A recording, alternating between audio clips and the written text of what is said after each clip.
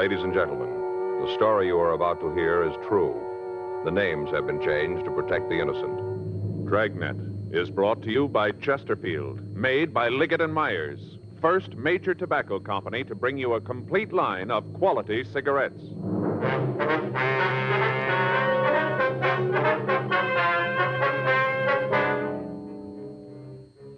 You're a detective sergeant. You're assigned to homicide detail. The body of an attractive woman has been found in a downtown office building, beaten to death with a piece of lead pipe. The killer has escaped into the city. Your job, find him. Today, friends, you hear these three words everywhere. Chesterfield's for me. The Chesterfield you smoke today is the best cigarette ever made. Best for you, because Chesterfield gives you proof of highest quality, low nicotine. The taste you want, the mildness you want. Chesterfield is best for you because it is tested and approved by 30 years of scientific tobacco research. Chesterfield is best for you because it has an established good record with smokers, proven by test after test. Yes, friends, the Chesterfield you smoke today is the best cigarette ever made. For the taste you want, the mildness you want, join the thousands now changing to Chesterfield.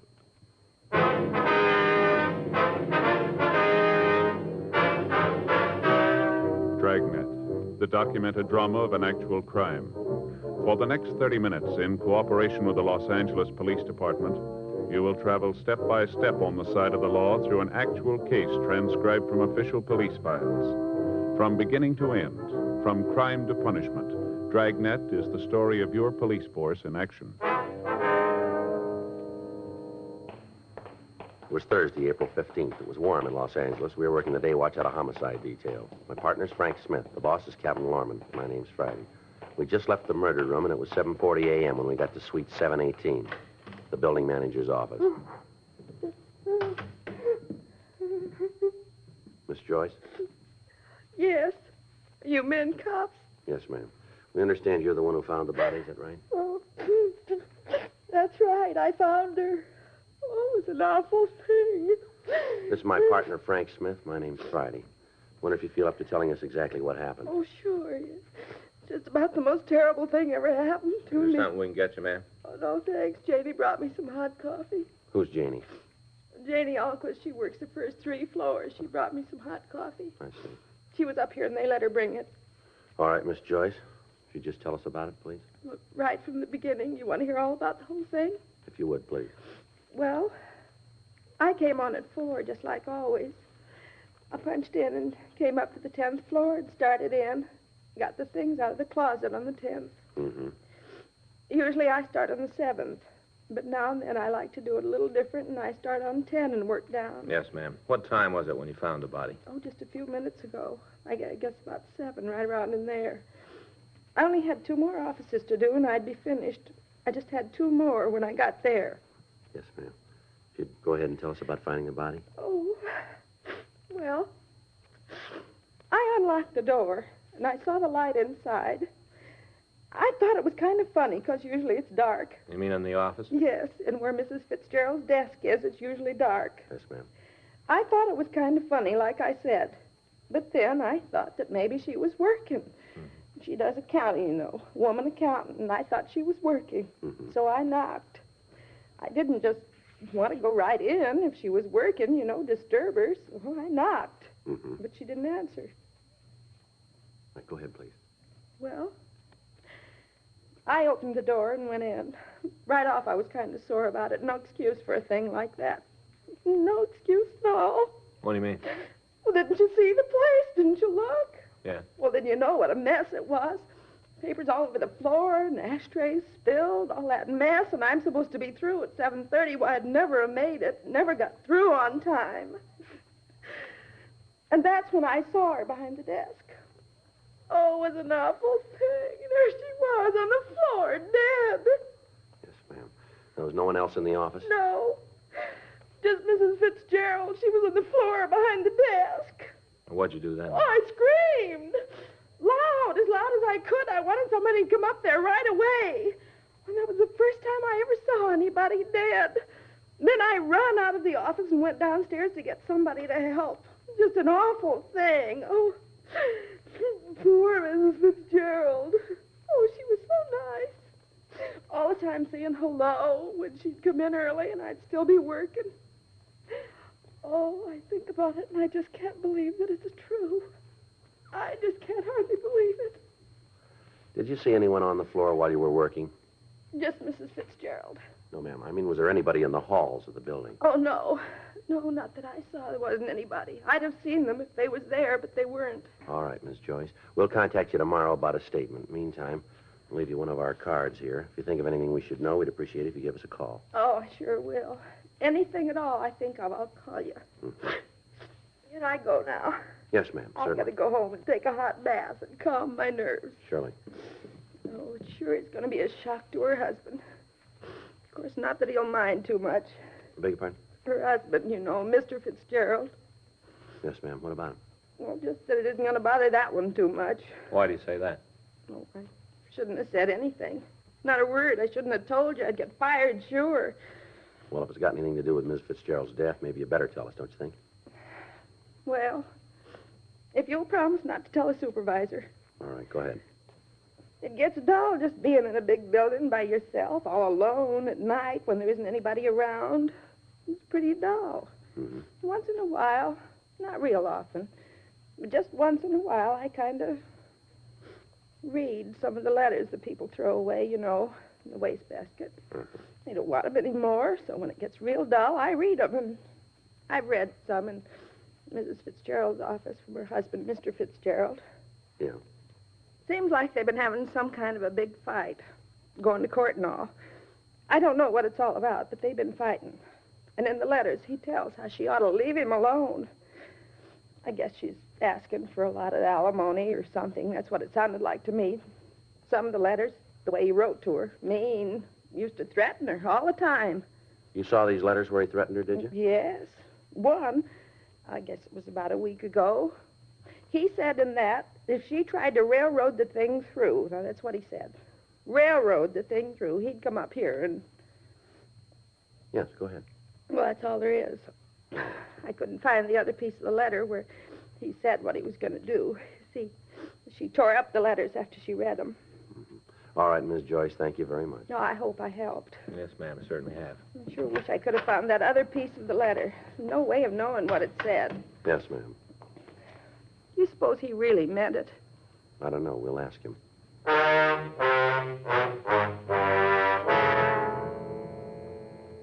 By the time Frank and I had arrived at the scene, the crew from the crime lab was there. Photographs of the entire room were taken, and fingerprints were lifted from the edges of the desk, from the top of a lamp, and from the molding around the door. The murder weapon, a 15-inch section of heavy lead pipe, was booked for evidence. There was nothing we could tell from the pipe itself other than the fact that it was the murder instrument. It was a plain piece of 3/4-inch pipe. One end was wrapped in a heavy brown paper. The other was blood-stained. Because of the appearance of the office, it looked as if robbery was the motive for the crime. However, on examination of the victim's personal effects, we found that 2 large diamond rings were still in her fingers. In her purse, we found cash in the amount of $226. On the desk itself, we found a woman's wristwatch set with 12 diamonds. The fact that none of this had been removed apparently ruled out robbery as the motive. The other employees of the building were questioned, but they were unable to shed any light on a possible suspect. None of them had seen any unauthorized persons in the place after closing hours. People on the street in the immediate vicinity were questioned. The only lead we were able to come up with was that at approximately 7:02 a.m., a newsboy had seen a short, stocky man walk from the office building entrance. Other than the brief description of the man's build, the witness was unable to tell us anything. An immediate broadcast was gotten out on what information we had. From a telephone book in the victim's desk, we got an address for her husband, Oscar Fitzgerald. It was a men's club located in downtown Los Angeles. Frank and I drove over to talk to him. Come in. Thank you. Thank you very much. Sit down. I'll call for some coffee. You fellas want some? No, no thanks. No, sir. You don't mind if I have some? No, you go right ahead. Room service, please. Kind of early for the cops to come calling, isn't it? Yes, sir, I guess it is. This is Mr. Fitzgerald, room 417. Would you please send up a pot of coffee? That's right. Oh, and send a large glass of orange juice, too, huh? Yeah, make sure it's cold. 417. Right. One thing I can't go is warm orange juice. Like a cigarette? Yeah, thank you. Now, what's this all about? What do you want to see me for? Well, when's the last time you saw your wife? Ada? Thank you. I guess a couple of weeks ago. Why? Well, can you narrow that down to a day? Why? Any special reason for me to? Well, we'd like to hear it. Well, let's see. I guess it was around March 30th. I can check it if it's important. Where'd you see her? With my lawyers, we had a conference to try and work out the divorce and settlement. What line of work are you in, Fitzgerald?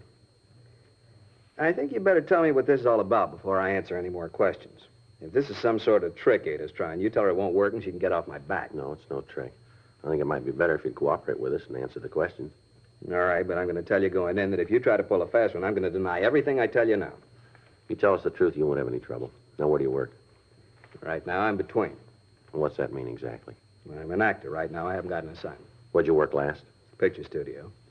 Look, until you tell me what this is for, I'm not going to give you any names. Can you give us your movements for the past few days? Starting when? Well, let's try the day before yesterday. Okay, I got up and went out to see my agent. Of course, that was a waste of time. Hung around the office for a couple hours and then had lunch on the Strip. After that, I came downtown, saw a movie. I came home, took a shower, and then kept the dinner engagement. You prove that? If I have to, yeah. But you're getting no names until I know what's going on. All right, how about yesterday? What'd you do then? I got up and went out to my agent's. He told me he had a part on the fire. We went out on an interview. I was at the studio until about 4:30, and then we went back to my agent's office and had a couple of drinks. After that, I came back here, didn't feel too good, and I went to bed. Well, the man at the desk would be able to verify all that, would he? Yeah, just ask him. Fitzgerald, how'd you get along with your wife? Well, it's not any of your business, but I'll tell you. It isn't any secret. I hated everything about it. You ever have any fights with her? Not more than 5 a week for the past 4 years. You ever hit her? You know, people win money for answering questions on quiz shows. What happens if I answer the big Well, one? that depends on how you're going to answer it. We understand you wrote your wife some threatening letters now, is that right? I guess you could call them that, yeah. I told her to get off my back and leave me alone. Told her if she didn't, she was building more trouble than she could handle. Did you ever threaten her life? No. I'm not going to try to tell you that there weren't times when I could have killed Ada. There were a lot of them, but it wasn't worth it, not for her. What'd you argue about mostly? The divorce. I've been trying to get one for the last 4 years. Ada wouldn't see it. Finally, when I did talk her into it, the settlement she wanted was way out of line. I wouldn't go for it and told her so. What's all this about the fights and the threatening, anyway? Something happened to Ada, is that it? Yes, sir. She been hurt? I'm afraid it's more serious than that. She dead? Yes, sir. You think I did it? Now we're checking everybody that knew her. Okay, I told her there were times when I could have, when I maybe wanted to. But I wouldn't go to jail for her. Not ever. You got to find another boy, and when you do, I'll go his lawyer's fee. Yeah. How'd they do it? Piece of lead pipe. Bad? Yeah. Rough way to go. Is there an easy way?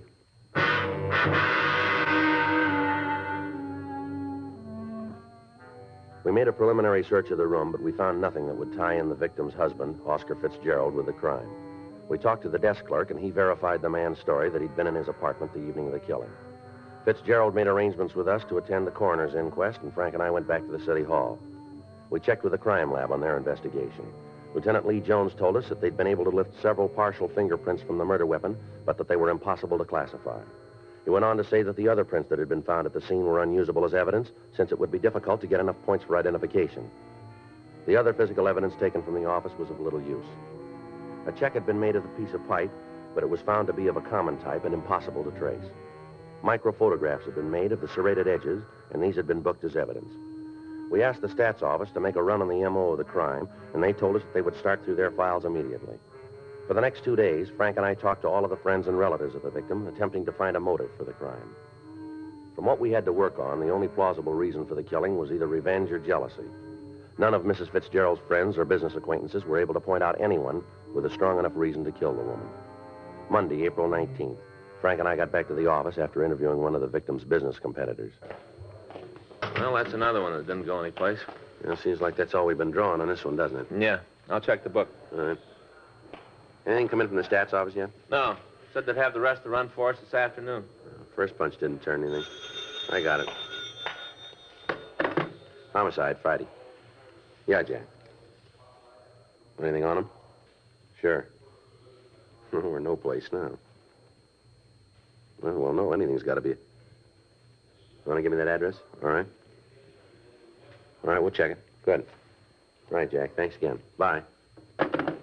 Jack McCready says he talked to one of his informants this morning. Guy came up with a couple of good things, maybe. Yeah?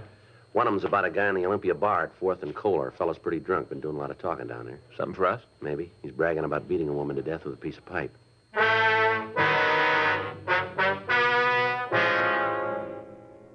4:40 p.m. We left the office and drove over to the corner of 4th and Kohler, the Olympia bar. When we walked in, there were only a few customers in the place. At the far end of the bar, a short, stocky man was sitting alone. In front of him was an empty shot glass and a bottle of beer. He appeared to be pretty drunk, and as we entered, he was talking to the other people seated at the bar. Any of you guys that don't believe it, you just come outside with me, I'll show you. I'll show you all, every one of you. Bartender, I got an empty glass. Now, let's do something about it, huh?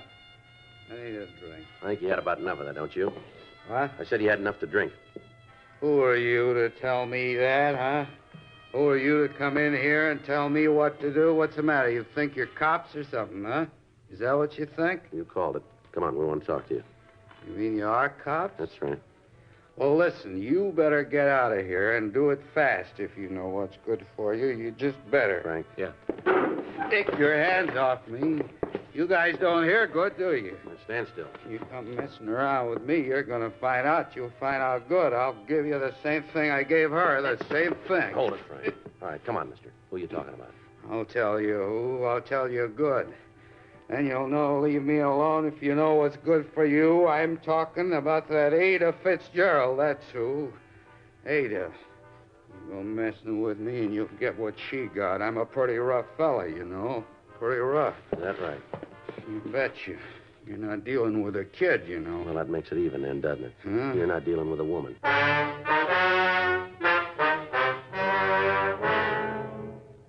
We took the suspect down to the homicide squad room. He identified himself as Carl Neely. He was handcuffed to a chair, and we ran his name through the record bureau. He had a long string of arrests for various charges, including attempted robbery, assault, and assault with intent to do great bodily harm. He'd never been convicted on a felony, but his record showed that he'd served 2 terms in the county jail for drunk charges and creating a public nuisance.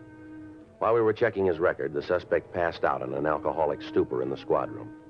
We contacted Sergeant Jack McCready and Officer Danny Galindo and asked them to make a search of the suspect's residence. In going over the place, they'd found a blood-stained shirt and a coat. The garments were packed in a cardboard box that had been hidden under the kitchen sink. They were brought downtown to us along with an empty envelope found in the apartment. It had been sent to the suspect, Neely, and the return address on the back indicated that the letter had been sent by the victim's husband, Oscar Fitzgerald. We waited for the suspect to come to enough for us to question him. Frank went out and brought back some hot coffee. We tried to get Neely to drink some of it. 8:40 p.m. It's hot. All right, come on, try some more.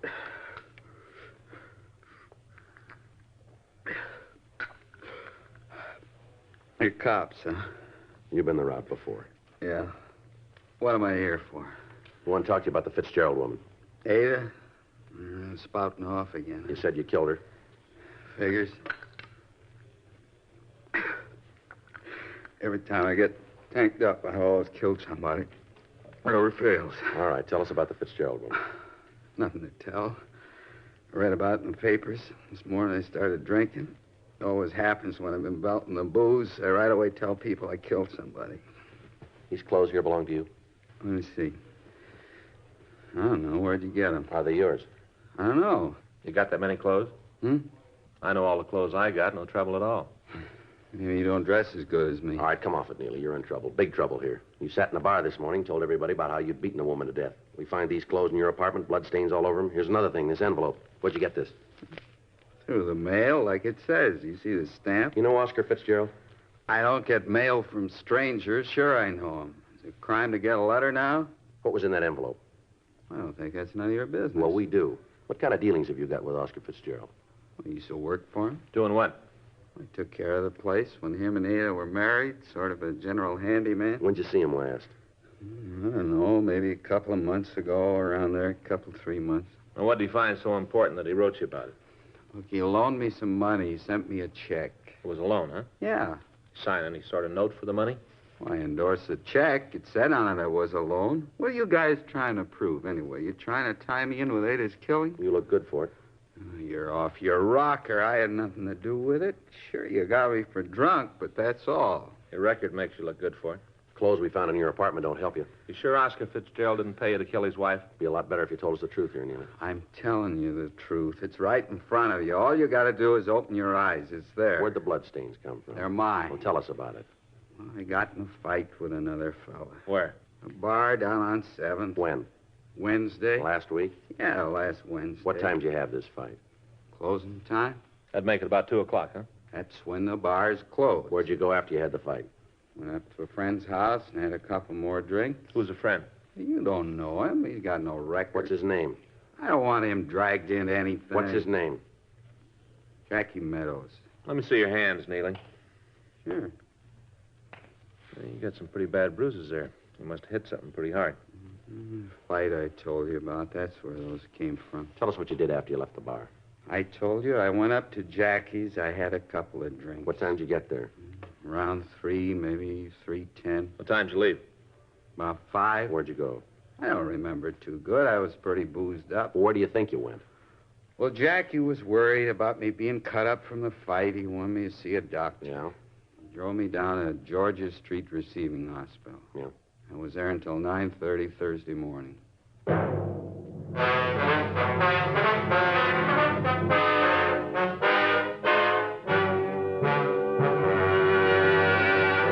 You are listening to Dragnet, the authentic story of your police force in action. World altitude records, world speed records, all part of Bill Bridgman's job as a supersonic test pilot for Douglas Aircraft. You read about Bill in Time magazine. Now let's meet one of the world's fastest humans, and Jacqueline Hazard, who is collaborating with Bill on his new book, Test Pilot.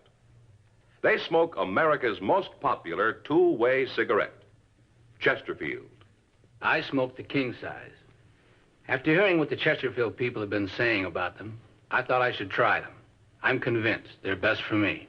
It's Chesterfields for me, too, but I like the regular size. Either way, they're everything Bill says, and they're really mild. You try Chesterfield. I think you'll find they're best for you. Yes, for the taste you want, the mildness you want. Join the thousands now changing to Chesterfield.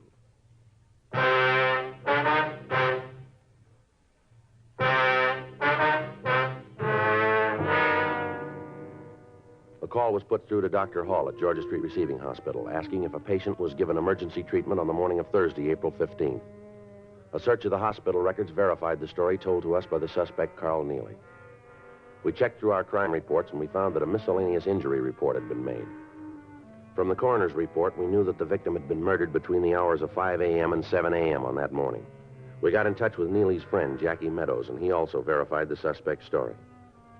He was booked in at the main jail on a charge of being drunk in a public place, and Frank and I started checking out the remainder of the list that the stats office had given us. Originally, there had been 12 names on the list. We talked to 10 of them. The 11th, a Norman Sitkin, had a record of burglary, attempted robbery, and assault with a deadly weapon. He'd been arrested and brought to trial on a charge of murder 3 years previously, but he'd been acquitted. The circumstances surrounding his arrest were the same as those in the Fitzgerald case. The main reason he'd been released a free man was the testimony of his mother, who had sworn that Sitkin had been home with her on the night of the killing. When we went out to his home, we found that he wasn't there. We talked to his mother, and she told us that he'd been in San Diego for the past 3 days. Under interrogation, we established the fact that on the night of the Fitzgerald killing, Sitkin hadn't been at home, but that he had been in Los Angeles. We put in a call to the San Diego authorities and talked to Lieutenant Mort Gear in the homicide detail. We contacted the hotel where he was staying in Los Angeles, and a 24-hour stakeout was placed on the location. Wednesday, April 21st. Frank and I got back from lunch. Better put in a call to Mort, huh? See if they got anything on Sitkin? Yeah. You want to do it? Right. Okay.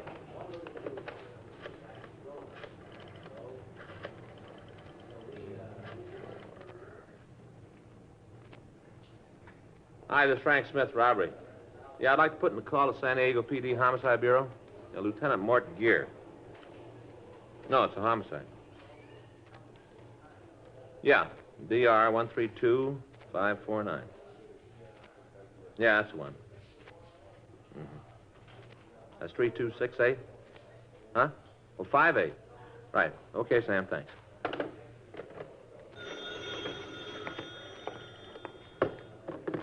I'm on this one, Joe. Oh, sorry. Homicide, Friday. Yes, sir? No, that's right. When was that? Yes, sir. Right away. Cancel that call, Frank. What do you got? Sitkin just walked into his hotel.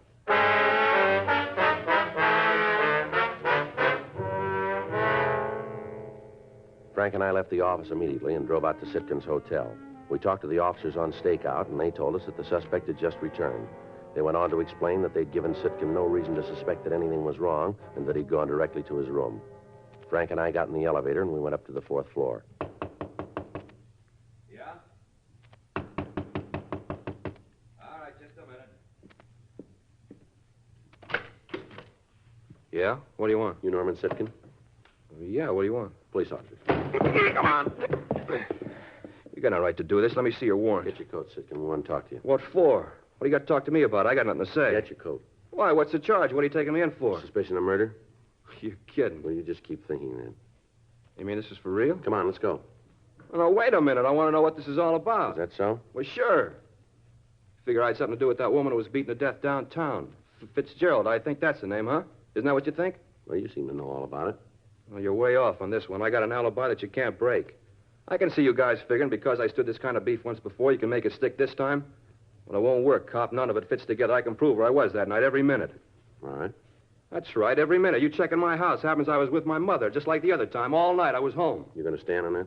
Well, there isn't any other way. Well, it's going to make it a lot easier then. Well, what's that supposed to mean? We've talked to your mother. She says you weren't home that night. Well, she's wrong. You let me talk to her. She'll tell you. You just let me talk to her. She's sure you weren't there. She's willing to testify to that. Get out of my way! All right, come on. Want to get the cuffs? Yeah. Hold still. Funny, isn't it? What's that? Well, looks like he might have been good on that first killing, the one he was acquitted on. His mother might have lied on the stand. That's not going to make a lot of difference, is it? Huh? He's going to make up for it on this one.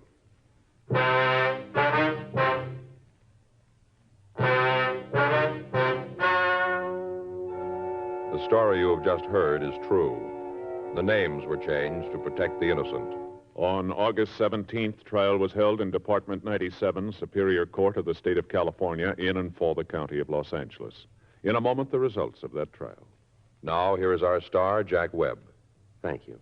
Earlier, George Fenneman told you exactly why the Chesterfield you smoke today is the best cigarette ever made. And best for you. Now, the rest is up to you. Get a carton or two for yourself. Smoke them and you'll say, as we do, it's Chesterfields for me.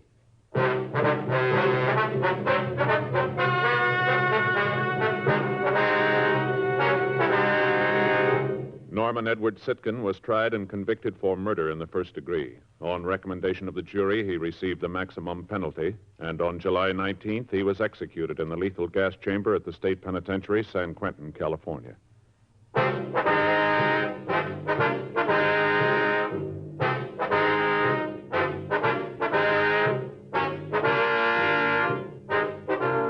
You have just heard Dragnet, a series of authentic cases from official files. Technical advice comes from the Office of Chief of Police W.H. Parker, Los Angeles Police Department.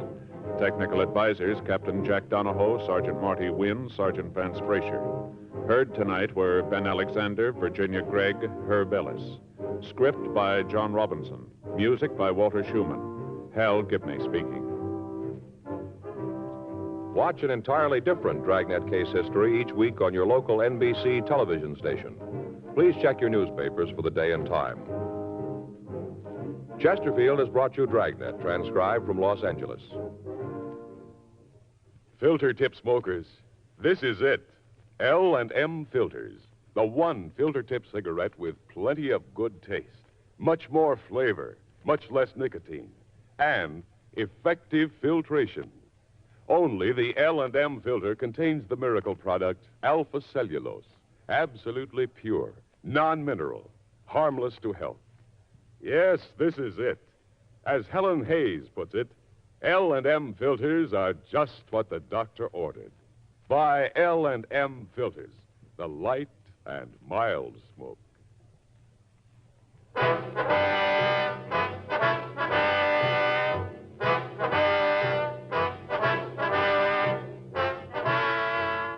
Hear Rocky Fortune following John Cameron Swayze and the news on the NBC Radio Network.